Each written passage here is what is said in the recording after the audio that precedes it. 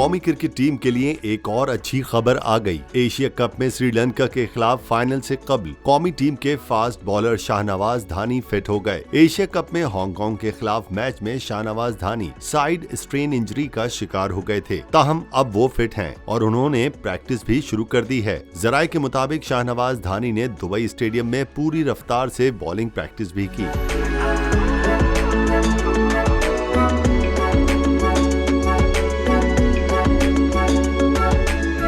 वाज़ेह रहे कि Asia cup के आगाज से ही कौमी टीम को फिटनेस मसाइल का सामना था। फास्ट बॉलर शाहीन शाह आफरीदी और मोहम्मद वसीम जूनियर इंजरी का शिकार होकर इवेंट से बाहर हो गए थे। याद रहे कि एशिया कप का फाइनल कल पाकिस्तान और श्रीलंका के दरमियान खेला जाएगा। मैच पाकिस्तानी वक्त के मुताबिक शाम 7 बजे शुरू होगा।